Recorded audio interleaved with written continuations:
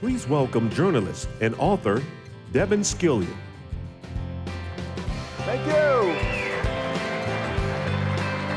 Thank you very much. Did Bob Riney just say, "What up, doe"?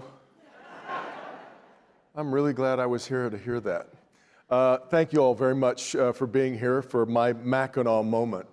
I have always loved the quote that was so often attributed to Winston Churchill, that a lie gets halfway around the world before the truth gets its pants on.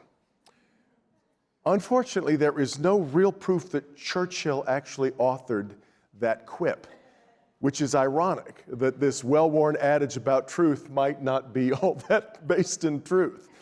But I do know that even before that, going back to 1710, Jonathan Swift said something along the lines of, "Falsehood flies and the truth comes limping after it."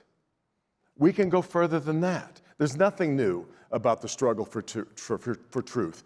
I mean, good heavens, one of the most indelible, enduring images from the field of philosophy is that of Diogenes, 400 BC, walking the streets of Athens with a lantern, looking for one honest man.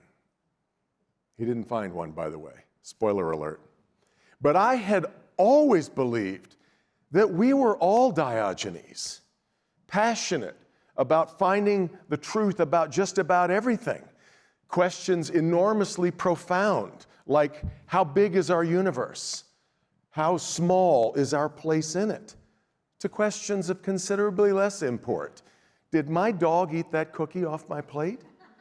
I got to go check the ring cam because I need the truth. Truth seekers. I thought that's what really all of us were. And I really think that that was especially true of those of us who entered the field of journalism.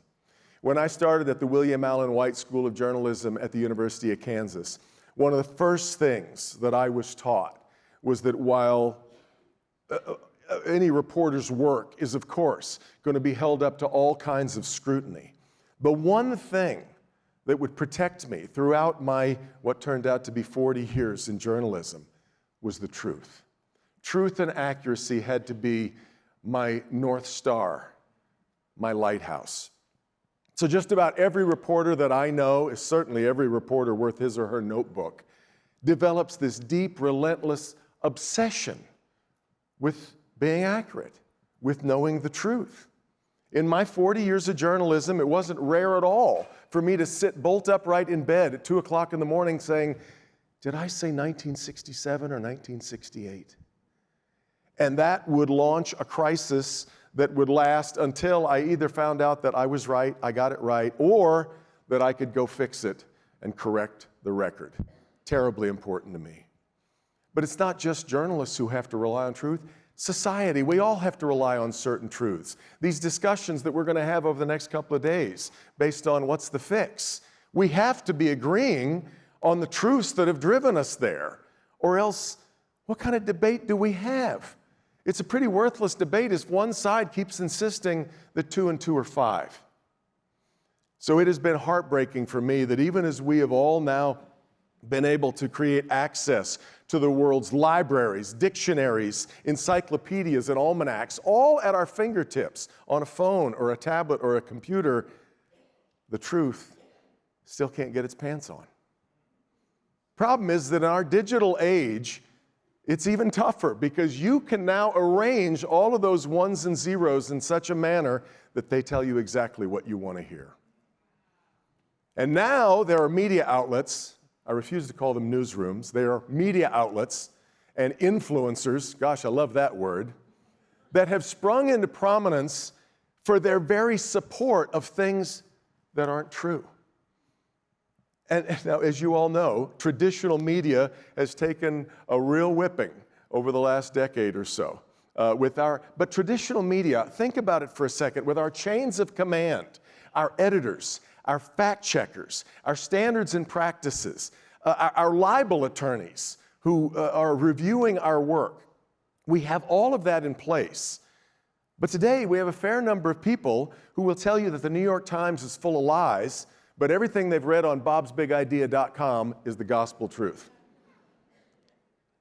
It gets even tougher because now we have artificial intelligence, which has been thrown into the mix, and it is clearly a work in progress.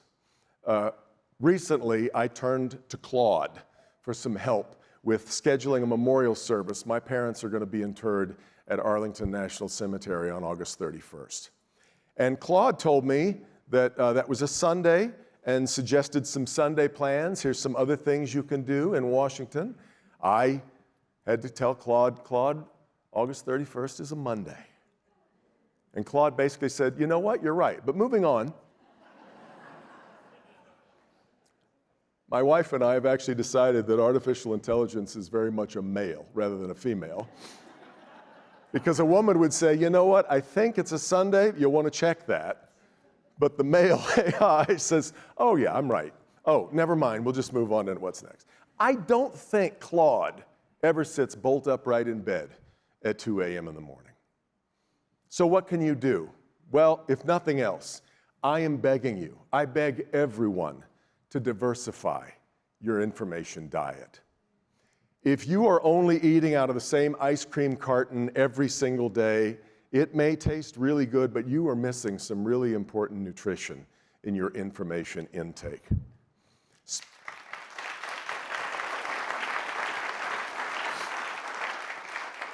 I always said this when I was anchoring at Channel 4, I don't want to be your all and everything. That's not healthy.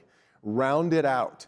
Everybody should be taking a little bit of the food pyramid in a news dietary way.